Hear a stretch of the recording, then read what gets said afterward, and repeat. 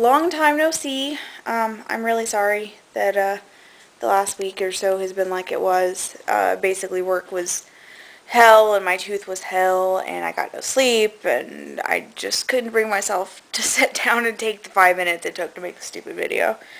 I'm sorry, and it's not very fair to you guys, I promise. I will try not to let it happen again. I am currently in my parents' house, trying to kill some time because I have to pick up my race packet for my very first 5K on Saturday, and it's in their neck of the woods, so I'm kind of just wasting time until I can go do that at 4. Anyway, let's see, the first question I missed, I'm sorry, I'm going to use my little phone because I have so many questions to answer, I'm never going to get through all this. Sarah's random act of kindness question. To be totally honest, like, that question makes me a little uncomfortable. I don't do things with the intention of bragging on them, and I try not to keep track of them because, I mean, they're supposed to be random. You're not supposed to be doing them thinking you're going to get something back for them. So, sure, you know, there are times where I take someone's cart. They're leaving the grocery store, and rather than make them walk all the way back, I'll take it for them since I'm going in anyway. Things like that. I mean, I try to generally do that every day because I think it doesn't take a whole lot to make one person's day, even if all you do is smile at them, make their day a little bit better. So, that's really kind of the best, I think, answer you're going to get from me on that because I don't know. Something about that just feels weird to brag about it. Anna's question was the worst Christmas present we've ever gotten, and I've actually never gotten a bad one. My family is really good about getting stuff that you would like, and if they have no idea, they'll ask you, and you'll get exactly what you asked for. But there was one year when I was 7 or 8, that I got this awesome bicycle and all this really, really cool stuff, but wasn't able to use them because they all required 2 hands, and I had been stabbed in the wrist with a pencil. And actually had a staph infection and cellulitis in my wrist. So my right wrist was swollen up like 3 times the size. I couldn't make a fist. I couldn't use it at all. I had 104-degree fever. So really, it wasn't that I had like the worst Christmas present, but that was my worst Christmas in general. So every present I got during that time kind of sucked. Cody's question was if I could have any one food for forever, what would it be? And maybe a year or 2 ago I would have said pizza because I love pizza. I could eat pizza every day. But lately it's been giving me really bad acid reflux. So I wouldn't really want to do that to myself every day. So I'm going to go with like pasta, like maybe mac and cheese. Because I'm a child. I could probably do mac and cheese all the time, every day. Maybe add some chicken and stuff in there occasionally, but I love me some mac and cheese. 1 second, my phone is locked up. Well, that worked out well because little Murphy decided she wanted to come inside, so she's going to be in my video with me. Yes, she is. Yes, she is. She had the cutest puppet ever. Yes. Anyway, the next question was Laura's question, which, by the way, was really nice to see Laura, even though Kat put her on the spot. Hold on, look at this. Pathetic. Pathetic. Anyway, Laura asked what character you would be if you were stuck in like a timeless loop, and I cannot find an answer to that question that I actually like. I don't think I'd want to do anything for forever. In fact, like if this life went on for forever like this, I wouldn't want to do that either. No, there's not a single movie or character I can think of that I would want to do that for forever, and so kind of a crappy answer, but that's what I got. Sarah's question was if you could change an ending to a movie, what would you do? You guys probably all know my feelings on this, but I will reiterate. I think Harry Potter should have died. And I would change that in the books too, obviously, but I feel like it's kind of Lord of the Rings-ish in that like so much happened to him and he went through so many life-altering things that it's a little ridiculous to expect him to go back to this life and feel satisfied with it. And work a 9-to-5 job. Sorry, the dog has a squeaky toy. This is going to get really interesting. Anyway, work a 9-to-5 job, go home, cook dinner, do laundry. Really? After you've, like, fought the greatest dark wizard of all time, You're going to be satisfied with that? I don't think so. So, I have some issues with authors being afraid to kill off someone important. I understand why she didn't want to. I don't want Harry Potter to be dead, but I think it would have told the story better. The next question. One second while I wait for my slow-ass phone.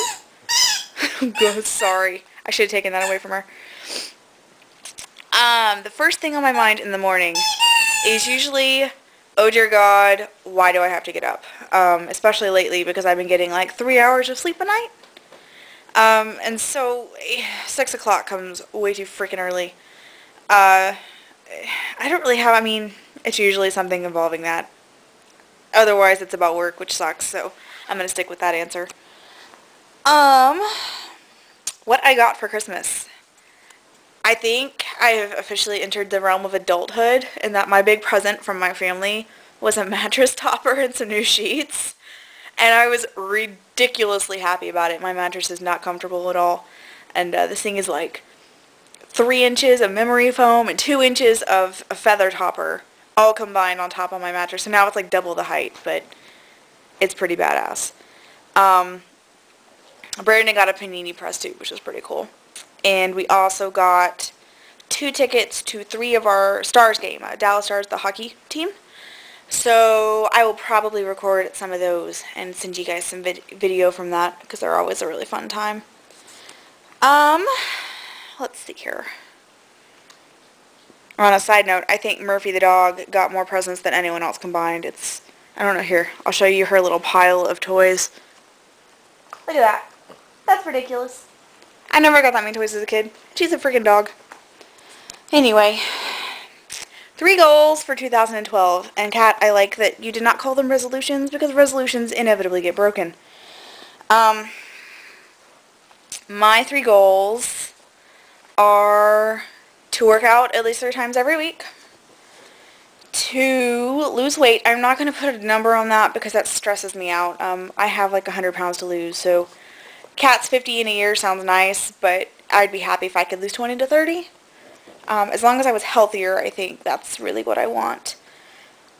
And number 3, probably to save money. I need to quit spending. I am broke. I have so much that I'm supposed to be spending money on later that I can't keep spending like I have been. And thankfully I'm supposed to get a good raise, or decent, like 80 cents, but it's better than 30 cents. And I'm kind of bummed because everyone else gets, you're all planning on seeing each other next year, and I don't think I'm going to be able to do it.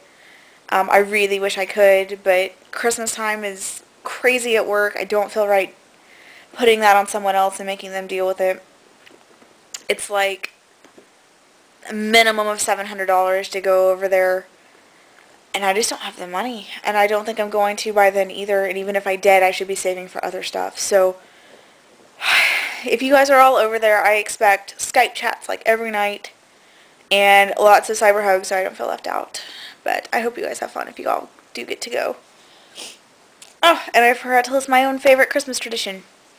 And it's a tradition that I probably have 2 really. The first is one that we haven't been able to do since I was little, but I always loved going around and driving around at night and looking at all the Christmas lights. There are some ridiculous neighborhoods around here that go all out, and it was always fun pointing out which ones you like, which ones were completely insane, all this, the ones synced up to music and all that kind of crap. But the other tradition that we do still do is baking Christmas cookies. Mom and I, and usually it's my grandmother, if she gets here early enough, we'll spend an entire day making everything we can possibly think of and end up with stacks and stacks and stacks of different kinds of cookies.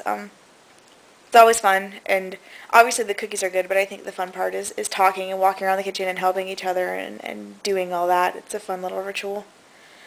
I'm trying to think what I want my question to be.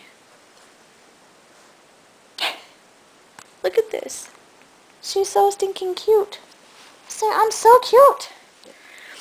I want to know... Oh, God, this is hard.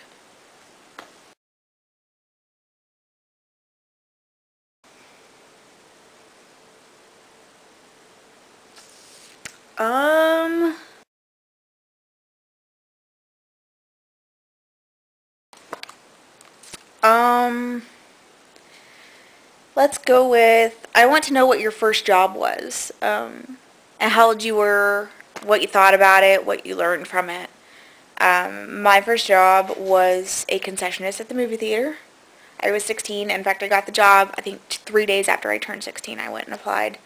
Um, and incidentally, it's the same company that I'm working for now. So I've learned, obviously, a lot. I worked my way up from there, learned a couple of other positions, like the box office, and we had a restaurant in our movie theater as well, worked in there. Um, Made an offhand comment to one of my managers about how, hey, when I graduate when I graduate high school, do you think I could be a manager? And 2 weeks after that, his boss came down, interviewed me, and hired me as a junior manager, assistant, like an assistant. Um, so I was that at 17. I worked that job all the way through college. After college, I passed what they call their practicum, which is basically a 2-day test where you do everything to do with the theater, from putting together a movie to taking it apart to diagnosing projector problems, doing inventory, doing an audit, a movie schedule, everything.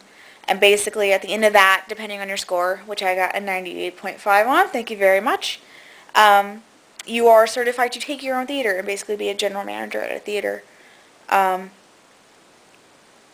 I think a month after I did that, I moved over to the corporate office, which they weren't very happy about, but it's been a good company to work for, and they do a lot of things I don't necessarily agree with, but any company that will let you start from scratch at 16 and work up till you're making a salary position where you can live on your own and be an adult and use the degree that you went to school for is pretty cool.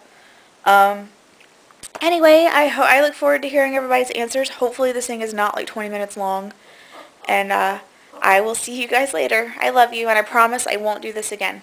I'll go ahead and make that another goal for 2012, is I won't miss another week. Anyway, I love you guys, and I'll talk to you later. Bye.